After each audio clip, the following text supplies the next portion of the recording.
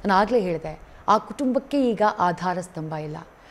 ಸದಾನಂದ ಅವ್ರು ಹೇಳ್ತಾ ಇದ್ರು, ಅವರ ಕುಟುಂಬಕ್ಕೆ ಆತನಿಗಿದ್ದಂಥ ಆಸ್ತಿ ಅಂದರೆ ಅದು ಕಲೆ. ಆ ಕಲೆಯೇ ಆತನಿಗೆ ಆಸ್ತಿಯಾಗಿತ್ತು. ಆ ಕಲೆಯಿಂದಾನೇ ಆ ಇಡೀ ಕುಟುಂಬ ನಡೀತಾ ಇತ್ತು ಅಂಥೇಳಿ. ಅನೀಶ್, ನಾನು ನಿಮ್ಮ ಹತ್ರನೇ ಬರ್ತೀನಿ. ಆ ಭಾಗದವರು ತಾವು ಅವರನ್ನು ಬಹಳ ಹತ್ತಿರದಿಂದ ನೋಡಿದ್ದೀರಿ.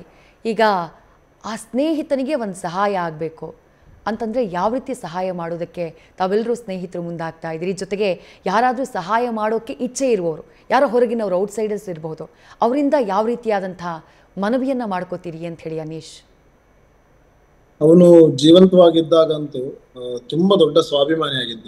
ಅಂದ್ರೆ ಯಾರತ್ರ ಆದ್ರೂ ಒಂದು ಅರ್ಜೆಂಟ್ಗೆ ದುಡ್ಡು ಕೇಳಬೇಕಾದ್ರೆ ತುಂಬಾ ಅಂದ್ರೆ ತುಂಬ ಮುಜುಗರ ಪಡ್ಕೊಳ್ತಿದ್ದವನು. ಅದು ತುಂಬಾ ಕ್ಲೋಸ್ ಇದ್ದವರ ಹತ್ರ ಮಾತ್ರ ಇದ್ರು ಕೂಡ. ಬಟ್ ಈಗ ಅವನಿಲ್ಲ ಅನ್ನೋ ಕಾರಣಕ್ಕೆ ಅವನ ಸ್ವಾಭಿಮಾನವನ್ನು ನಾವು ಅಡ್ಡಿ ಬಡಬಾರ್ದು. ಬಟ್ ನಾವು ಅವನ ಮನೆಯ ಮಕ್ಕಳಾಗಿ ಏನಾದ್ರು ಮಾಡ್ಬೋದಾ ಅಂತ. ಅಂದ್ರೆ ನಾವು ಸ್ನೇಹಿತರೇನಿದೀವಿ, ಅವನ ಅಣ್ಣನು ತಮ್ಮನಾಗಿ, ಸೊ ಅವರ ತಂಗಿ ಹೆಸರು ರಕ್ಷಿತಾ ಅಂತ. ಆ ರಕ್ಷಿತನಿಗೆ ಅಣ್ಣನಾಗಿ ನಾವು ಏನಾದ್ರು ಸಪೋರ್ಟ್ ಮಾಡ್ಬೇಕು ಅನ್ನೋದು ದೊಡ್ಡ ವಿಷಯ, ನಮ್ದೊಂದು ಆಸೆ. ಅದಕ್ಕೆ ನಾನೇನಂದ್ರೆ ನಮ್ಗೆ ಬಲವಾಗಿ ಕನ್ನಡ ಇಂಡಸ್ಟ್ರಿಯನ್ನು ನಾನು ಕೇಳ್ಕೊತೀನಿ. ನಂದು ಪರ್ಸನಲ್ ವೈಯಕ್ತಿಕವಾಗಿ ನಾನು ಕೇಳೋದು, ಕನ್ನಡ ಇಂಡಸ್ಟ್ರಿಯಲ್ಲಿ ಅವನು ಎಷ್ಟು ದಿನ ಇದ್ನೋ ಅಷ್ಟು ದಿನಾನು ಮನರಂಜಿಸಿದ್ದಾನೆ ಆಡಿಯನ್ಸ್ ಅನ್ನು.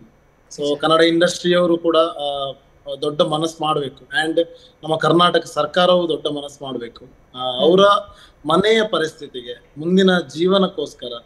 ಸೊ ಅವ್ರು ಖಂಡಿತವಾಗ್ಲೂ ತಂಗಿಯು ಕೂಡ ತಮ್ಮ ಸ್ವಂತಿಕೆಯಿಂದ ಬದುಕ್ತಾ ಇದ್ದಾರೆ. ಅವರು ಕೂಡ ಕೆಲ್ಸಕ್ಕೆ ಹೋಗಿ ಬದುಕ್ತಾ ಇದ್ದಾರೆ. ಬಟ್ ಅಮ್ಮ ಮತ್ತು ಮಗಳನ್ನ, ತಂಗಿಯನ್ನ ನೋಡ್ಕೊಳ್ಳೋದಕ್ಕೋಸ್ಕರ ಸೊ ನಾವೆಲ್ಲರೂ ಸಪೋರ್ಟ್ ಮಾಡೋಣ ಅಂತ ನಂದೊಂದು ದೊಡ್ಡ ಕೋರಿಕೆ. ಸೊ ಇವತ್ತು ನಾನಿರ್ಬೋದು, ಪ್ರವೀಣ ಇರ್ಬೋದು, ಸೂರಜ, ಹಿತು ಇರ್ಬೋದು, ಮತ್ತೆ ಇಲ್ಲಿ ಕುಳಿತಿರುವವರು ಇರ್ಬೋದು, ನಮ್ಮ ಸ್ನೇಹಿತರು. ಝೀಯಲ್ಲಿ ನಾವು ತುಂಬಾ ದೊಡ್ಡ ನಂಟಿಟ್ಕೊಂಡಿರೋರು, ಝೀ ಕನ್ನಡದ ಮೂಲಕ ವೇದಿಕೆಗೆ ಬಂದಿರೋದ್ರಿಂದಾಗಿ ನಮ್ಗೀಗ ನೋಡಿ 9 ವರ್ಷ ಆಯ್ತು ನಾನು ಝೀ ಕನ್ನಡಕ್ಕೆ ಬಂದು. ತುಂಬಾ ಸ್ನೇಹಿತರು ಸಿಕ್ಕಿದ್ದಾರೆ. ಅದರಲ್ಲಿ ರಾಕಿ ಕೂಡ ಒಬ್ನು. ಒಂದ್ ವೇಳೆ ನಾನು ಅಲ್ಲಿಗೆ ಬರ್ದೇ ಇರ್ತಿದ್ರೆ ರಾಕಿ ನನ್ಗೆ ಸಿಕ್ತಿದ್ನೇ ಇಲ್ವೋ ಗೊತ್ತಿಲ್ಲ. ಬಟ್ ಸಿಕ್ಕಿದ ಮೇಲೆ ನನ್ನವನೇ ಆಗಿದ್ದಾನೆ, ನನ್ನ ಮನೆಯವನೇ ಆಗಿದ್ದಾನೆ. ನನಗೆ ಅಂತೂ ಈಗ ಈ ವಿಷಯಕ್ಕೆ ಮಾತಾಡ್ತಿದ್ದೀನ ಅನ್ನೋ ದೊಡ್ಡ ಒಂದು ಸಂಕಟ ಇದೆ. ಅವನು ಹೋಗಿದ್ದಾನಲ್ವಾ, ಅದ್ರ ವಿಷಯ ಮಾತಾಡ್ತಿದ್ದೀನಲ್ಲ ಅಂತ. ಬಟ್ ಆಗಿದೆ. ಮೊದ್ಲೆಲ್ಲ ಹೇಳ್ತಾ ಇದ್ರು ವಯಸ್ಸು 100 ಇತ್ತು, ಆದ್ರೆ ಆಸ್ಪತ್ರೆಗಳಿರ್ಲಿಲ್ಲ. ಬಟ್ ಈಗ ಆಸ್ಪತ್ರೆಗಳು 100 ಇದೆ, 1000 ಇದೆ, ಬಟ್ ವಯಸ್ಸು 100 ಇಲ್ಲ. ಹಾಗಾಗಿ ನಾವೆಷ್ಟು ದಿವಸ ಇರ್ತೀವೋ ಅಷ್ಟು ದಿನ ಚೆನ್ನಾಗಿರ್ಬೇಕು. ನಾನು ನಿನ್ನೆ ಸೂರಜ್, ಪ್ರವೀಣ್ ಹತ್ರ ಹೇಳ್ತಿದ್ದೆ, ಏನಕ್ಕಲ್ಲ ಸುಮ್ಮನೆ ಜಗಳಗಳು, ಯಾವುದೊಂದು ಕ್ಷಣಿಕ ವಿಷಯದಲ್ಲಿ ಜಗಳ ಆಡ್ಕೋತಾರೆ, ಕೊಲೆ ಆಗುತ್ತೆ, ಅಥವಾ ಏನೇನೋ ಮಾಡ್ಕೋತೀವಿ, ತುಂಬಾ ಬೇಜಾರು ಮಾಡ್ಕೋತೀವಿ, ಒಬ್ಬರ ಬಗ್ಗೆ ಅಸೂಯೆ ಪಡ್ಕೋತಾರೆ, ಸ್ವಾರ್ಥ ಮೀರಿತಾರೆ. ಎಲ್ಲವುಗಳು ಕೂಡ ಕ್ಷಣಿಕ ಮಾತ್ರ. ಹೋದ್ಮೇಲೆ ಏನಾದ್ರೂ ಇದೆಯಾ ಅಂತ. ಸೊ ಹುಟ್ಟು ಮತ್ತು ಸಾವಿನ ನಡುವೆ ಅವನು ದೊಡ್ಡ ಸಾಧನೆ ಮಾಡಿದ್ದಾನೆ. ಹುಟ್ಟಿದಾನೆ, ಆಮೇಲೆ ಒಂದು ದೊಡ್ಡ ಸಾಧನೆ ಸಣ್ಣ ಸಮಯದಲ್ಲಿ ಮಾಡಿದ್ದಾನೆ. ಈಗ ಅವನಿಲ್ಲ, ಬಟ್ ಅವನ ಸಾಧನೆ ಮಾತ್ರ ಉಳಿದಿದೆ.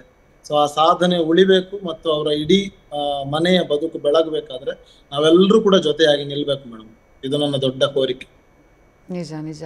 ಮನೋಹರ್, ಅನೀಶ್ ಅವ್ರು ಬಹಳ ಚೆನ್ನಾಗಿ ಹೇಳಿದರು. ಸ್ನೇಹಿತ ಸ್ವಾಭಿಮಾನಿ, ಆತನ ಸ್ವಾಭಿಮಾನಕ್ಕೆ ಧಕ್ಕೆ ಆಗಬಾರ್ದು. ಹಾಗಾಗಿ ಮನೆ ಮಕ್ಕಳ ರೀತಿ ನಾವು ಅವ್ರಿಗೆ ನೆರವನ್ನು ಕೊಡಬೇಕು ಅಂಥೇಳಿ ನೀವೇನಂತ ಮನವಿ ಮಾಡ್ಕೋತೀರಿ, ನೀವೇನಂತ ಕೇಳ್ಕೋತೀರಿ ಮನೋಹರ್?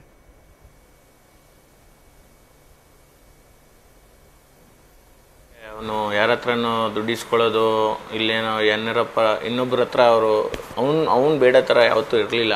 ಇನ್ನು 4 ಜನಕ್ಕೆ ಕೊಡೋ ಥರನೇ ಇದ್ದ ಅವನು. ಸೊ ನಾನು ಇಂಡಿವಿಜುವಲ್ ಆಗಿ ಹೇಳ್ಬೇಕಂದ್ರೆ ನಮ್ಮ ಕೈಲಿ ಏನಾಗುತ್ತೆ ನಾವು ಮಾಡ್ತೀವಿ. ಯಾಕಂದರೆ ಅವರು ನಮ್ಮಮ್ಮನ ಥರನೇ, ಅವರು ನನ್ನ ತಂಗಿ ಥರನೇ. ಸೊ ಎಲ್ಲರೂ ನೀವು ಅವನ ಕಲೆನ ಇಷ್ಟಪಡೋದಾದರೆ ನಿಮ್ಮ ಕೈಲಿ ಏನು ಸಹಾಯ ಮಾಡೋಕ್ಕಾಗುತ್ತೆ, ಅನೀಶನ ಹೇಳ್ದಂಗೆ ನೀವು ಮನೆ ಮಕ್ಕಳಾಗಿ. ಯಾಕಂದರೆ ಅವ್ರ ಅಮ್ಮ ಮತ್ತು ಅವ್ರ ತಂಗಿನ ನಾನು ನೋಡಿರಂಗೆ ಒಂದು ಸಲ ಅವ್ರ ಮನೆಯಲ್ಲೇ ಇದ್ದೋ, ಒಂದಿನ ಅಲ್ಲೆಲ್ಲ ಇದ್ದೋ. ಅವರು ಯಾರು ಆ ಥರ ಕೇಳಿ ಹೆಲ್ಪ್ ಕೇಳಿ ಸಹಾಯ ತಗೊಂಡು ಆ ಥರ ವ್ಯಕ್ತಿಗಳಲ್ಲ ಅವ್ರುಗಳು. ಸೊ ನಾವಾಗೆ ಅವ್ರಿಗೆ ಏನಾಗುತ್ತೆ ಅದು ಹೆಲ್ಪ್ ಮಾಡಬೇಕನ್ನೋದು ನನ್ನ ಆಸೆ ಮೇಡಮ್. ನ್ಯೂಸ್ ಫಸ್ಟ್, ನಿರ್ಭೀತಿಯಿಂದ ನಿಮ್ಮ ಪರವಾಗಿ.